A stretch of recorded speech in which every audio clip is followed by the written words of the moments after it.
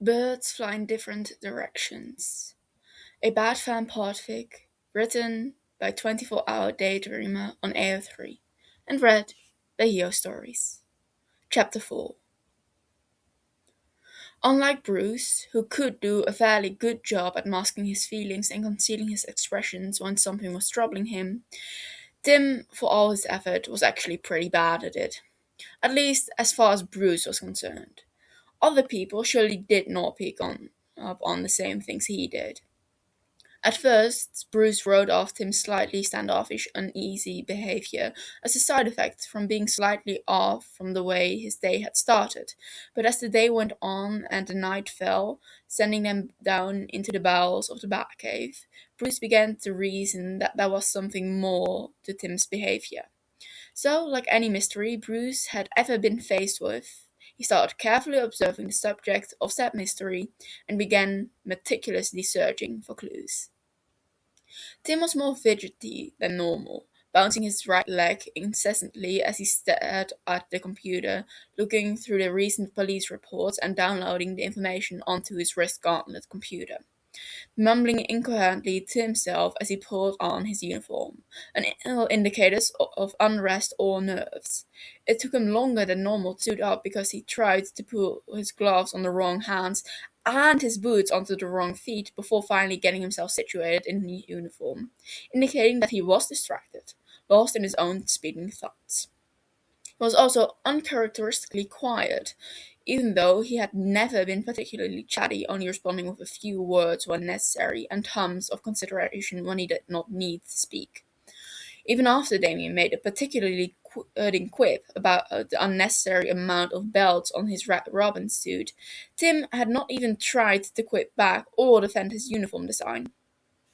"Father, I am ready," Damien announced as he walked up to the stand beside Bruce's chair at the computer, tugging at his green gloves to settle them firmly on his fingers.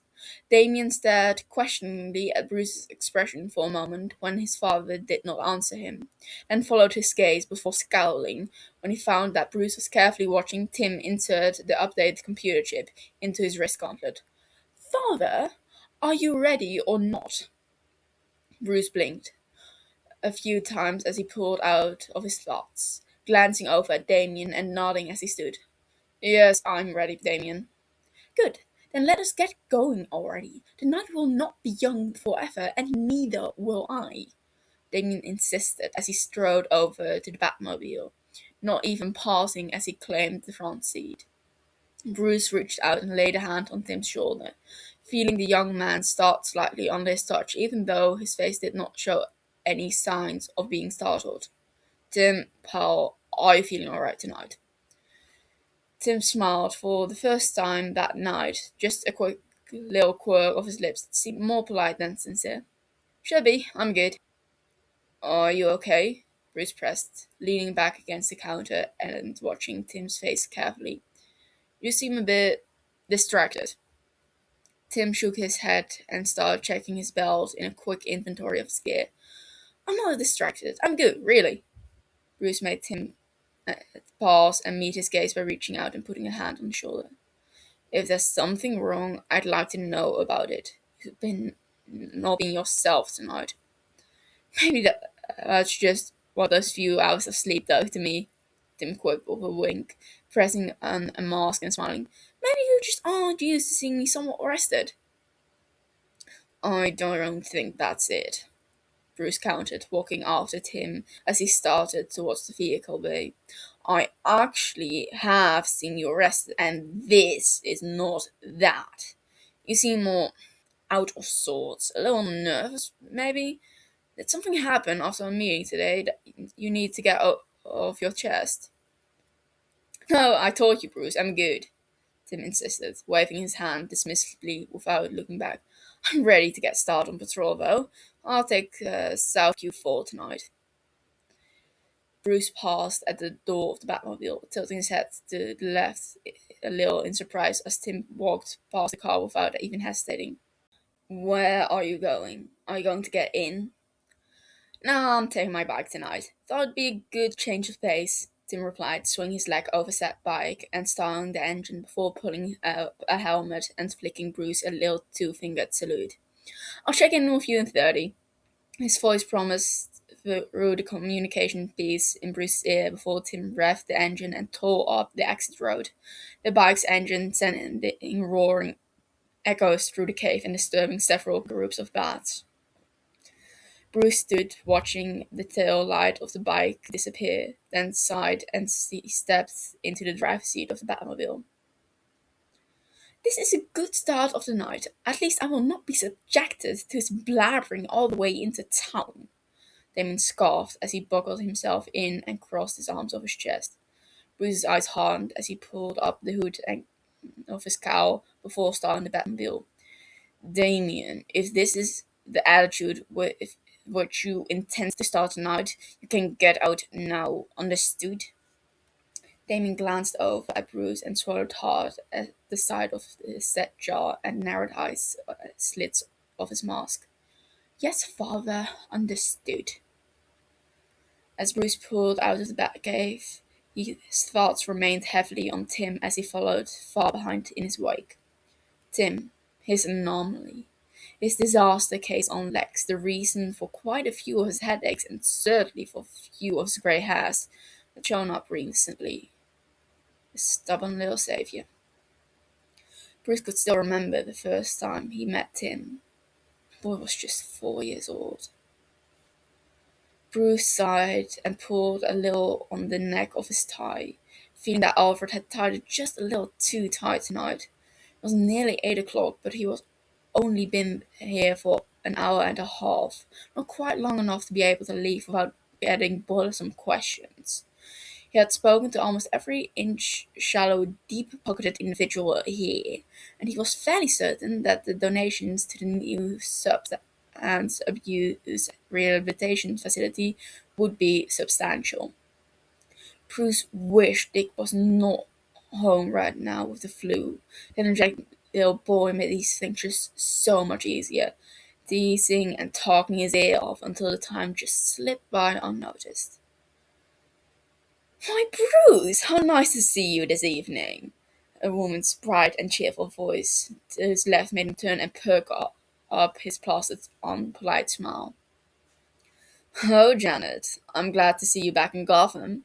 Bruce greeted brightly as he took the offered gloved hand and shook it gently. I thought you and Jack might still be in Greece.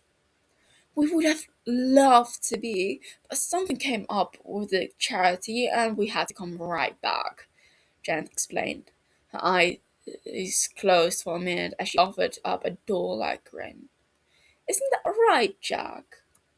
Jack Drake stepped up beside his wife, smiling at Bruce and extending his hand for Bruce to shake. Certainly, and we wouldn't have missed your fundraiser, Bruce. It's a great cause, and the Drake Charity Foundation will be more than willing to donate. I appreciate that, Jack. I feel like it's an area of need that has not been covered nearly enough. Bruce shared, one hand fiddling with his forgotten drink and glass, and the other finding a home in his pocket. At any rate, I think construction of the building will, oh. His words speeded off as his gaze fell on a movement near Jack's leg. Standing stiff as a board and silent as a mouse, a little boy gripped the side of Jack's pants legs as he stared up at Bruce with large, bright blue eyes and a pale face that appeared quite its white framed in jet black hair that was gelled and combed down neatly.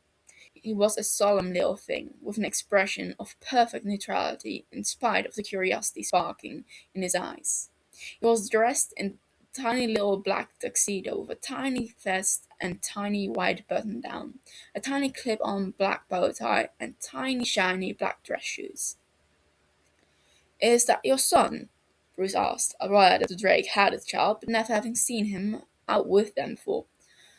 Oh, yeah, this is Tim, Jack replied, bending down to pick the boy up and set him somewhat stiffly on his hip, almost leaning back from the little boy.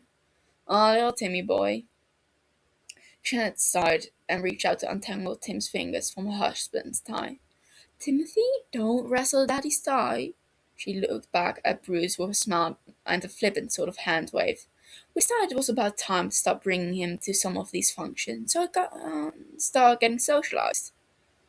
Bruce almost winced at the way Janet's words had made the little boy sound like a puppy. He smiled and extended his hand towards the silent boy, who now looked even more awkward in Jack's arms, since his little arms were now hanging by his sides to avoid wrinkling his father's wardrobe. "Hello, Tim. I'm Bruce." Tim stared at Bruce's hand like it was a foreign sort of thing for a moment before his eyes slowly made their way to meet Bruce's with keen interest and obvious certainty. "Tim, don't be rude. Say hello to Mr. Drake." Jack tried it, his voice curt and tense as he looked at Tim disapprovingly. In spite of being annoyed with Jack for forcing Tim, Bruce could not help but smile at how the three tiny Tim's hands was at it disappeared within its own. "Well, you're a quiet one, are you? You're not scared of me, are you?" "Oh, you won't get an answer out of him, Bruce dear," Janet assured, waving her hand towards him. "He can't talk." Bruce looked at her with a raised brow. "Can't? How old is he?" "4," Jack replied, seemingly unbothered as he set Tim back down and brushed off his jacket. "He'll be 4 in June, that is." "4, but he can't talk," Bruce pressed, knowing, even with his limited knowledge of children smaller than 8, that a non-verbal 4-year-old was strange. Have you taken him to the pediatrician?" "Oh, more than once," Janet sighed with a shake of her head. The decorative beads that hung from the chopstick-style pins in her bun clattering together at the movement. "His hearing is fine and physically doesn't seem to be malfunctioned or deformed. He just doesn't talk. He's in therapy, though, and he will use some sign language that they've been teaching him." Bruce perked up at this, and he looked back down at the little boy, hitching up his pant leg a little so he could squat down on his heels and bring himself closer to Tim's level. "Do you like cake?" Bruce asked, as he signed the questions as well. Tim's smile, almost too small to be noted, curved Tim's still very baby-looking mouth, his little hands coming out from the place behind him to sign yes. Bruce smiled and glanced up at Jack. "Can I take him for a treat? I'll keep him where you can see him, or you can come if you feel more comfortable." "Oh, Bruce, you don't have to do that," Janet insisted, looking surprised. "I'm sure you have far more important things to do than spend time with toddler." "Nonsense," Bruce replied, looking back at Tim with a smile. "I'm sure you and Jack would like to have the chance to dance tonight, and I don't mind spending time with young Tim here in the slightest. What do you say, Tim? Can I pick you up?" Tim nodded and held out his arms as he stepped away from Jack's legs, the serious expression loosening a little from his face and his round face in anticipation. Bruce scooped him up and placed him on his lap, wrapping a hand around Tim's back to steady him and winking as he offered Tim his tighter clutch for balance, which Tim accepted with gleaming eyes. "Really, I don't mind if you don't. Go dance with your wife, Jack. You're sounding safe with me." Jack nodded now, without the least bit of hesitation, taking his wife's hand and already starting to lead her towards the dance floor, and Janet did not try to protest any further either. "All right, thank you, Bruce. I'll take you up on the offer. Be good, Timothy. Behave for Mr. Boyne." Tim nodded as his parents walked off, then looked back to Bruce, releasing his tie long enough to sign, "Cake, please," just in case Bruce had forgotten. Bruce nodded as he started walking. "You bet, kiddo. Let's get you some cake." It was a strange thing, but there was something ridiculously satisfying about carrying Tim around. He was light, almost shockingly so compared to some of the things Bruce lifted on a nightly basis, and lighter than Dick had ever been, even as an 8-year-old. He was also doing something odd to Bruce's brain chemistry. He was sure of that. It was almost like little bubbles were popping in his brain. Bruce stopped at the dessert table and looked over at Tim as he gave him a little upward heft. What will you be? Chocolate, vanilla with berries, or maybe coconut? Tim looked over the spread of small squares of cakes, his little eyes gleaming with excitement and mouth finally fully smiling. He looked back at Bruce and said with perfect clarity in spite of a heavy baby voice, "Choc what?" Bruce blinked in surprise and shook his head.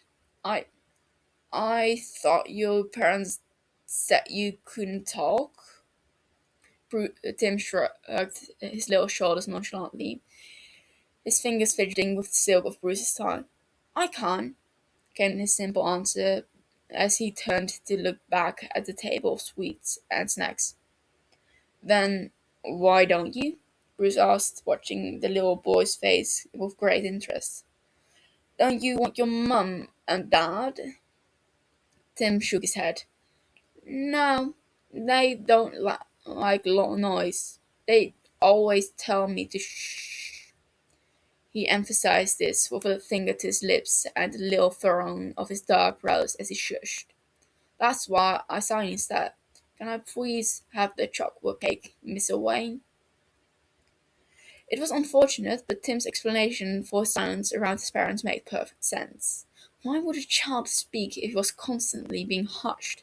And even more unfortunately, he could completely believe that Janet and Drake would be the type to shush their son at every turn and then wonder why he would not speak, and simply put him in therapy to try to solve it. It was just a little shocking that no one had discovered that Tim was actually quite capable of speaking. Bruce's shock wore off as a smile crept across his face as he took the plate with the requested cake and nodded. "Of course you can. Come on, let's sit over here so you can eat it." The rest of the night was spent with Tim sitting in Bruce's lap, eating his cake with manners far above his age, and talking to Bruce about the people around them, why chocolate was the best cake flavor, and why he liked trains better than cars, both in toys and actual form.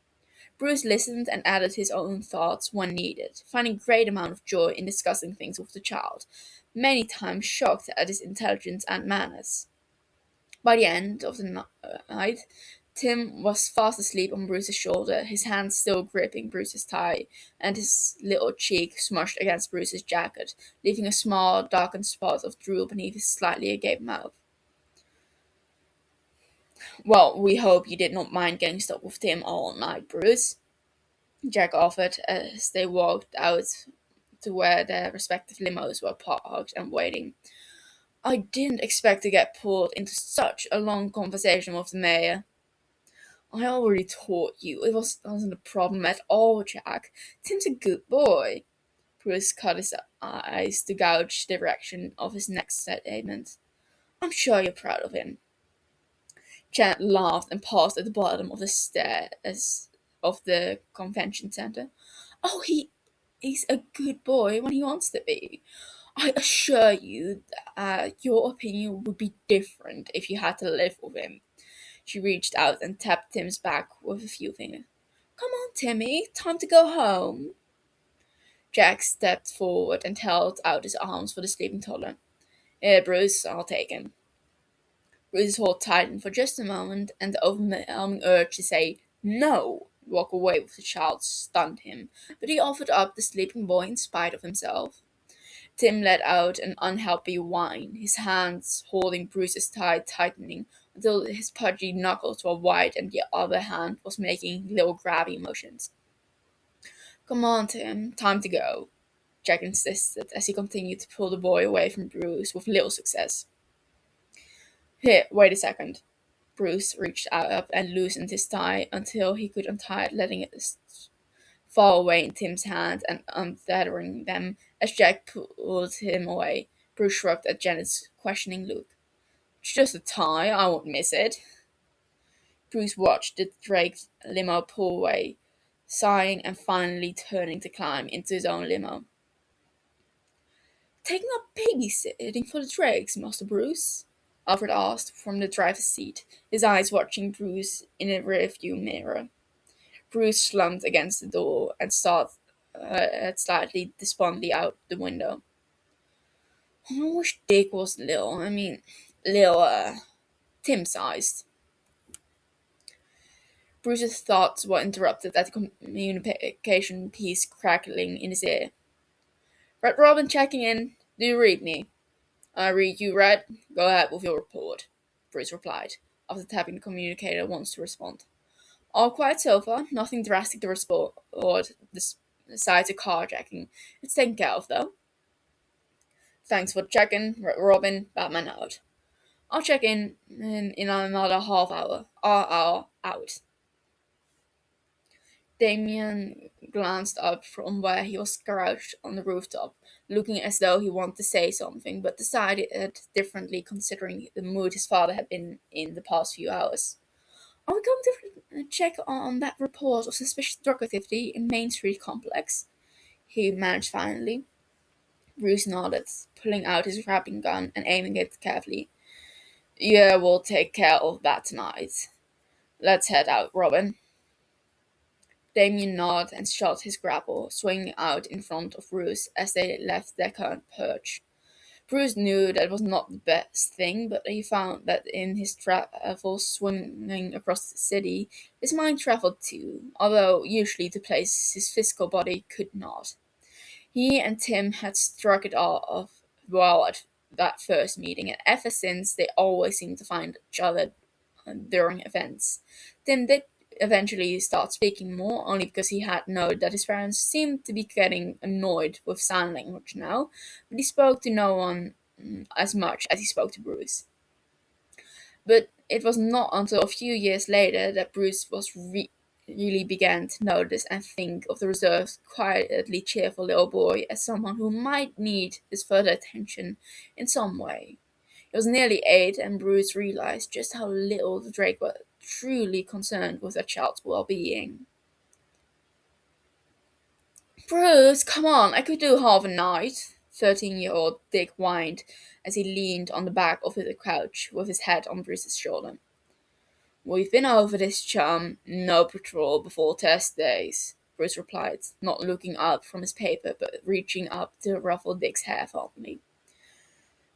Dick let out a long, exasperated sigh and practically melted down the back of the couch to sit on the floor. If I don't get to go with you tonight, I won't eat dinner. That's too bad, since Alfred is making spaghetti, Bruce quipped, a smile pulling at his mouth, and Dick sprang to his feet at the mention of one of his favorite meals. Really? With garlic bread? Dick wailed after his explanation when he realized he had lost his pathetic front. Well, I still won't be happy about it. Don't you have homework and studying to do? Bruce asked, finally folding his paper and standing from the couch. Dick moaned as he followed Bruce with dragging feet. I learned in class. Why do you have to go learn it again on my room? Because there will be elements on your test that were not covered in class, Bruce replied, as he leaned on the banister at the bottom of the stairs. Now get up here and get to it. No more arguments. Dick sighed helplessly and started up the stairs in nearly slow motion, pulling a huff of amusement for Bruce as he watched him. If you get your homework done, I'll let you come down to the cave to do some training for an hour or so before I go on patrol, Bruce offered temptingly. Dick let out a whoop and did a somersault on the banister, holding out his arms to his sides for balance as he ran up the slippery wood. Dick Grayson, get off the... Bruce sighed as he realized his order was pointless as Dick had already made it upstairs, flipping off the banister and running down the hall at a sprint for his room. Bruce sighed and shook his head, starting to walk into the living room to finish reading his paper when the musical chime of the doorbell caught his ear. I can get it, Alfred, Bruce called as he started down the entryway hall towards the door, pulling it open and looking out with a practiced smile of greeting. Yes, who's... His question dropped as it appeared that he was talking to thin air, The young but raspy voice spoke up from nearly below his belt buckle. Hiya, Mr. Wayne. Bruce looked down and found 8-year-old Tim looking up at him with a sheepish smile on his face, his hands tucked pointedly behind his back. What? Tim? Bruce looked up and looked around the side, instantly bothered by the lack of cars that might have transported the boy to his front door. How did you get here? I walked, Tim replied nonchalant, seemingly completely unbothered by the fact and even a little surprised that he had to supply the answer to such a question. All the way here, Bruce replied, a little mental math and calculations coming up with an answer that it was far too far of a walk for an 8-year-old from the Drake estate to the Wayne estate. Almost 13 miles, in fact. Where are your parents? Why are you here? Bruce regretted the insistence of his questions instantly when Tim cowered back a little bit, his chin dropping as he avoided Bruce's gaze. I am. Mom and Dad are still in Poland, Tim replied, his voice holding an unmistakable croak. I tried to call Mrs. Mack, but she didn't answer, and I. Tim's exclamation was cut off by a hot, wet cough into his elbow. Bruce knelt instantly, reaching out to lift Tim's head with a hand on his chin, just now noticing the red rimmed eyes and rashly looking nose and upper lip. Tim, are you sick? Tim nodded and sniffed hard to keep a little droplet of snot in his left nostril from rolling down his raw lip. I'm sorry to bother you, Mr. Wayne, but I'm out of Robitussin and my throat really hurts if I don't take it on schedule. Tim, are you telling me that you're sick? Your parents are out of town and they didn't leave you with a babysitter? Bruce asked, his heart dropping into his stomach as he realized, without Tim's answer, that was exactly what had happened. Tim wiped his nose on the back of his sleeve and strained a little. I don't need a babysitter. Mom and Dad said I'm big enough to take care of myself, and I am. He caught into his sleeve again and sniffed hard, wilting a little. And besides, Mrs. Mack is at the house cleaning until noon, and she normally helps me with stuff I can't do. But I ran out of Robitussin this morning, and she didn't answer the phone when I called. Now a hard cough. And I called twice, he crowed. His voice seemed to get worse by the moment. Bruce reached out and laid a hand against Tim's forehead, alarmed by the radiating heat. You're burning up, Tim. You shouldn't have. Bruce cut himself off as he shook his head, thinking better of what he was about to say. No, you did the right thing, Tim. Come on inside, out of the sun. We'll get you some Robitussin and see what else we can do. Tim stepped in and locked around nervously as Bruce shut the door behind him. Had been at Wayne Manor before for small parties and personal gatherings that his parents had been invited to, but never on his own. Bruce laid a hand on the back of Tim's head and led him into the living room, pulling on a butler cord by the door and sitting on the couch and patting the seat next to him.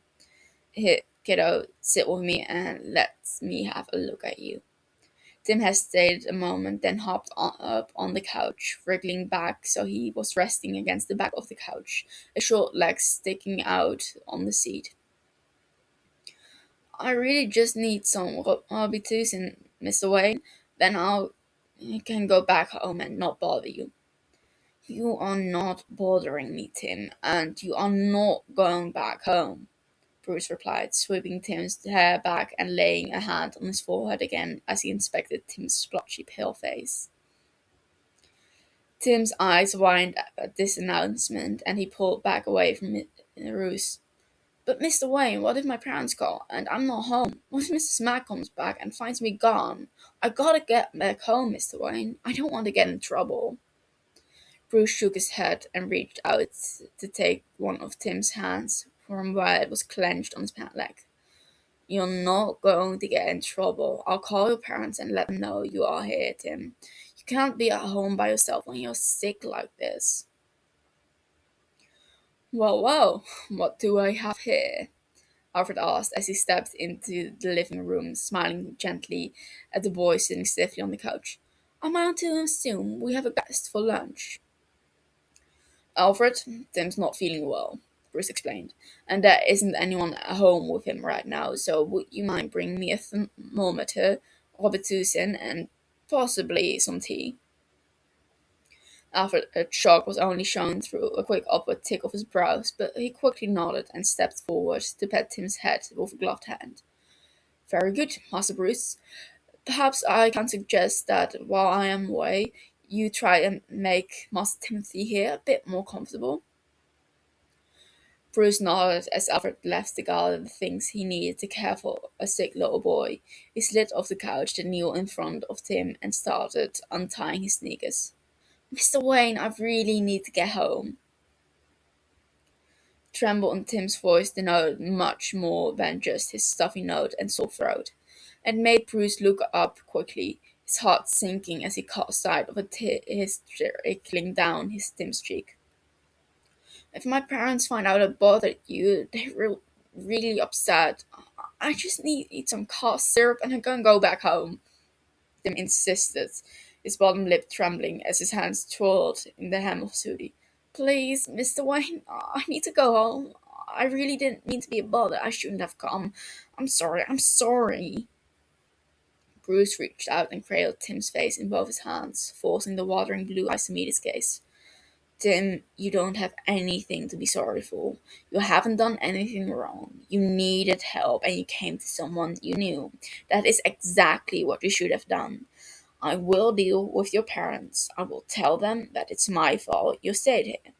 You won't get in trouble and everything will be okay, but you are sick and you are only a kid. You shouldn't be alone like this. More tears slipped from Tim's eyes, even though Bruce did his best to smooth them away with his thumbs. You you aren't mad? Of course not, Bruce promised, going back to untying Tim's shoes and pulling them off to set them back on the floor by the couch. I'm glad you felt you could come here and ask for help. Bruce smiled and pulled a handkerchief from his pocket to wipe away a little dribble of snot from Tim's nose, then offered it to him for him to blow his nose. Now, what would you say if I told you Dick is home today and might really like to keep you company for a little while? Tim's eyes lit up at the mention of the older boy, and a wobbly smile crossed his face. I'd like to see Dick. Do you think maybe we could watch a movie? I think that might be in order, Bruce replied as he stood, waving off of a handkerchief. Keep it, you might need it again until Alfred can bring you a box of tissues. Stay right here and I'll be right back. Dick, of course, leapt at the chance to get out of his homework, and more than willingly settled on the couch next to Tim after building a nest of pillows and blankets around the sick little boy, talking cheerfully and making Tim feel completely at ease as they settled in to watch The Lion King. Bruce stood leaning against the doorframe as he watched them, his stomach nodding and twisting over the whole situation. The Drakes deserved to come home and find their son missing. They deserved to panic. If your face grows any degree redder, Master Bruce, I would not be shocked by steam coming out of your collar, Alfred quipped as he came to stand at Bruce's side, watching as Tim's nervous resolve melted as he snuggled into Dick's side, with a drowsy smile on his face as he watched the movie. They left the 8-year-old child home alone without a babysitter, Bruce practically growled, his fist clenched where his arms were crossing over his chest. They left him alone, sick and with no way to contact them. Wherever they are out of network. Not even I could reach them when I called. What if he had gotten seriously ill? What if they came back and found him? Bruce squeezed his eyes shut at the thought, unable to finish verbalizing it. And through it all, Tim was worried about getting in trouble for being a bother. Those two don't deserve that little boy. They don't deserve his patience and unwavering understanding for their neglect. I am afraid I am inclined to agree with you, Master Bruce. I sighed.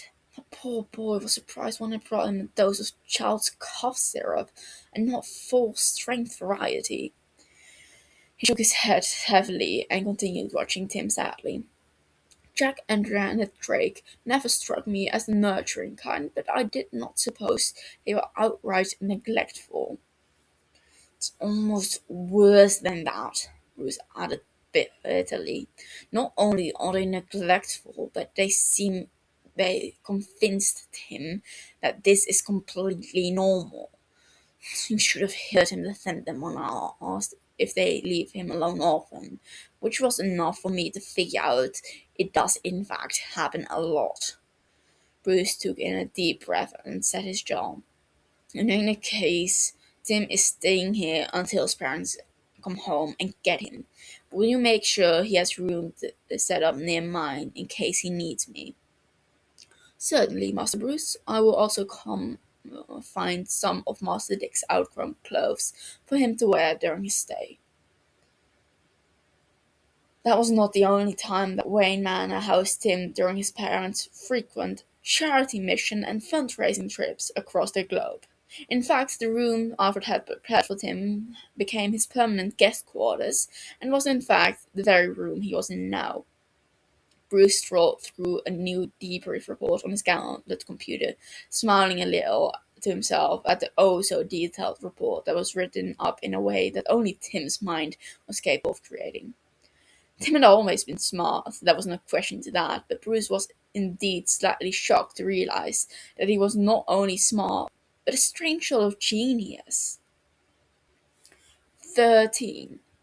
Tim had only been 13 when he stood before Batman with a fearless sort of confidence that was only cheapened slightly by the trembling of his clenched fists. Even as a teenager, he had looked so small. His clothes were always too big, and his neck had to crane backwards as he met the wide-eyed, slit glare of a man who had no business being around a child in his current state. "What did you say?" Batman growled as his fists clenched at his sides as he stared down on the bored but terrified teen. They were standing in a dark alleyway where Bruce had dropped down to face the boy when he had noticed he had been following him. But even in the dark, Tim's pale face had seemed to glow wider with fear that he was rather bravely shoving to the side. Tim swallowed and seemed to be working up enough lubricant in his mouth to be able to use his words.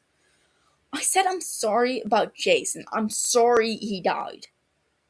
Beneath his cowl, Bruce's eyes were wide and unbelieving. It was a public fact that the ward of Bruce Wayne had died in a horrible accident at only 15 years old, even though the actual facts of his passing had been concealed to hide the boy's secret. So Tim would know that, but he should not be addressing these condolences to Batman. He should not be making the connection. "Why are you saying this to me?" Batman asked, trying to find a way to hide the edge around the creeping suspicion of the answer, but also want to hear it directly if he was right. Tim gulped again, his fingers clenching the camera that hung around his neck until they were white. "Because I know he was your son. I know that Jason was Robin, and I know that you—" His eyes glanced to the left and right as his voice dropped to a whisper. "I know that you are Bruce Wayne." Bruce stared for another silent, tense moment, his head a flurry of frantic questions. They had done so much to hide the truth. Through the burning pain on his chest, he had stripped Jason's limp body of the Robin uniform so that the authorities could find him in civilian clothes. They had crafted the story that Jason had been tragically taken hostage by the Joker and had been caught in an explosion before he could be saved. That was part of the story was painfully close to the truth. So how could he have? "I have known for a while," Tim replied finally, seeming to be unable to stand the silence a moment longer. "I just haven't said anything till now." "How long is a while?" Bruce asked, his voice starting to lose the roughness of Batman's voice as his mind began to accept the fact that Tim already did know who he was under that mask. Tim nervously scratched the back of his neck, one shoulder shrugging. Since I was 9, 10, it's been a few years. Bruce's heart slammed hard in his chest. That long? How could he have figured out Bruce Wayne's greatest secret that long ago? And at such a ridiculously young age?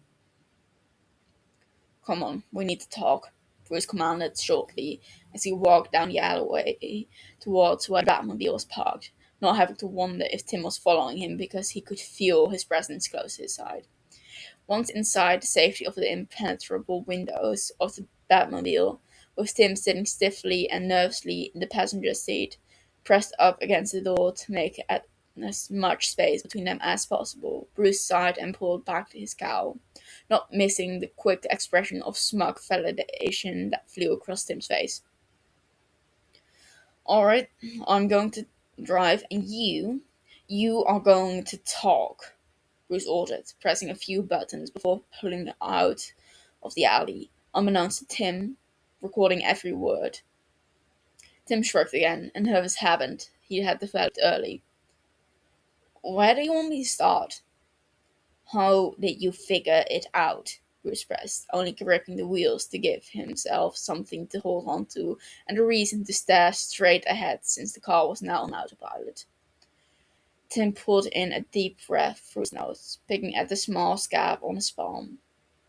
Well, it goes back a ways before Jason even. When I was little, really little, my mom and dad took me to see a circus performance that had come into town. We were really just glad to see the Flying Graysons. Mention of the name and the connection to that particular night made Bruce slightly sick to his stomach. But he didn't interrupt. He just kept gripping the wheel and staring down the road as he listened.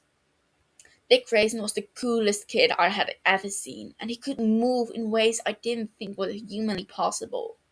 Tim continued, his face grown somewhat wistful as he thought back. I even got a picture of him and his parents before the big top show. Well, I guess you knew how that show ended.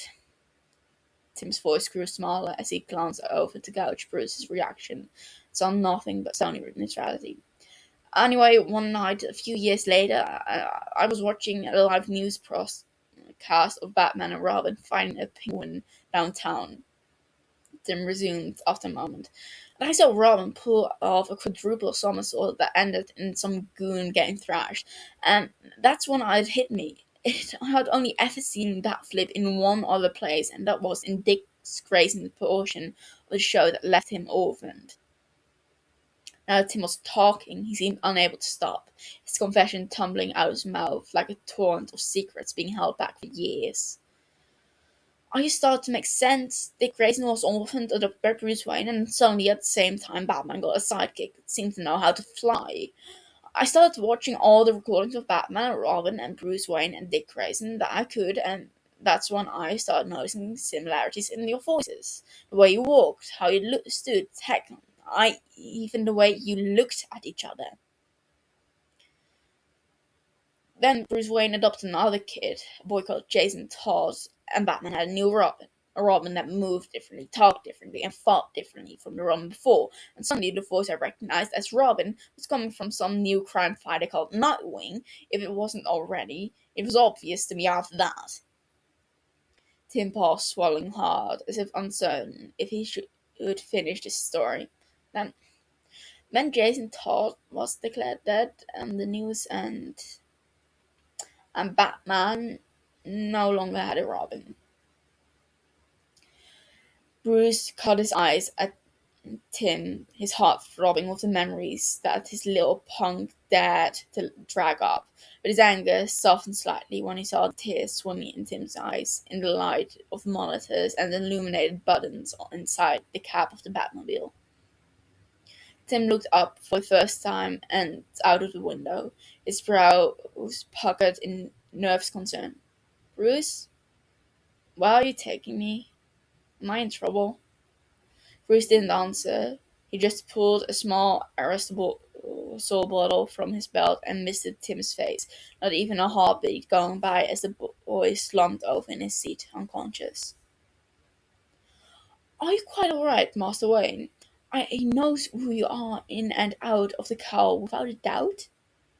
Alfred asked, as he stared in shock at the boy sprawled in the chair in front of that computer. "Without a doubt, Alfred. The crazy kid had it all pieced together," Bruce replied as he tapped a report quickly into the description of the recording from the Batmobile. "I've it all here in his own words. You can listen to it later if you want to, but there's no question about it. Tim knows our identities." A soft moan from behind him made Bruce turn.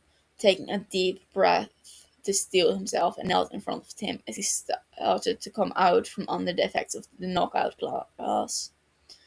Tim blinked owlishly, staring down into Bruce's face for several long moments before he started looking around, his face going slack with awe. Whoa, no way," he muttered, his eyes finally finding Bruce's again, a small smile perking in his expression. "This is the Batcave, isn't it?" Bruce nodded in response. "The Batcave? Seriously?" Bruce nodded, again, watching with a flick of amusement as Tim fidgeted in his chair with excitement. "I only ever dreamed of what this place must look like," Tim mumbled with a shake of his head, and a spark of devilish glee glinted in his eyes. "It's under Wayne Manor, isn't it? You got down here somehow with the clock." Bruce's eyes widened a little, his mouth opening to ask a question that did not come immediately. "Why would you think it had to do with clock?" "Because the hands are always stopped at 10:47, Tim replied easily. "That's the time Thomas and Martha Wayne were killed in Crime Alley when you were 8. Bruce sighed and hung his head a moment, then looked up sternly, watching as his stare wilted the little boy's enthusiasm a little. "Tim, I hope you realize how serious this is. Serious is what you know. What could mean." "I know. Trust me. I know," Tim replied, his voice far more serious than Bruce had expected out of a kid his age. "But you can't trust me, Bruce, because I'm the only one that knows. I haven't told my parents, Mrs. Mack, nobody." "Not even your friends at school?" Bruce pressed, just knowing how tempting a secret like that must be for a teenager. Tim's face fell into a smirk, but his eyes held just a little sadness. "I don't have any friends. Besides, why would I tell a bunch of kids something like that?" "Because you're a kid?" Bruce had thought, but he had just shook his head and asked a different question. "Why did you come to me tonight? You've known this for years, so why now?" Tim sat up in his chair, his fists clenching on either side on his thighs as he pressed them down into the seat. "Because I know you need my help. I know Batman needs help." Bruce stood suddenly, taking a step back from Tim and frowning deeply. "No." "Bruce, listen, please," Tim insisted, springing from his chair though it had been hot. "I've been watching you since you lost Jason, and I don't like what I'm seeing. You're getting reckless, careless, and out of character. Like you don't care what happens to you. You've had several severe injuries in the past few months. If I can't see all that, so can any criminal on the streets. The answer is no, Tim. No. I will not do this again." Bruce growled, his face turned away from Tim's pleading eyes. "Never again. You need a Robin, not because I can save you, because you will want to save me," Tim insisted, his shoulders squaring as if ready for a fight. "You need a purpose. You need something to focus on. And you need me. And I am ready to do whatever it takes to make it work." Bruce whirled back towards Tim, his face reddened as his voice rose. "I said no! There will never be another Robin. I will not put a child at stake again." Tim didn't flinch. He just stared. After a long, sad moment of him silently seeming to carefully scan Bruce's face, he spoke even and clear. You might as well give me a chance, because I am not going to give up. I won't leave you alone. I'll just keep bugging you until you have no other choice. Besides, you have to do something to hold me to an oath of silence, right? Tim hadn't given up. He had been stubborn and pushed all of Bruce's newly set boundaries. He had kept coming back to the cave until Bruce had started training him just to shut him up and hopefully scare him off. Somehow it hadn't. It only made him stronger and more resilient. He had become a Robin unlike Dick or Jason. He had become the reason Batman had not just melted into the shadows and disappeared for good. A steady beeping pulled Bruce once more from his thoughts, and his heart dropped as he saw it was Tim's heart monitor, reading far beyond normal. Red, check in. Where are you? Red Robin, answer me. Nothing. No answer. Just static and a sinking feeling of dread in Bruce's stomach. And that's the end of chapter 4. I hope you enjoyed. Uh, I did, but I'm starting to notice that 2 uploads a week are a little bit much. So, yeah, I'm going to keep it up for a while, but I am kind of busy at the moment, so hopefully in a week or so, the meat stress should lessen by quite a bit, but, well, um, yeah, I don't know how long I can keep this up. But I hope you enjoyed. Uh, I did make a couple of small errors in this chapter that I didn't bother editing out. I think I said a penguin instead of the penguin at some point, but nothing big, I think. I hope you enjoyed, and I'll see you next week. Bye!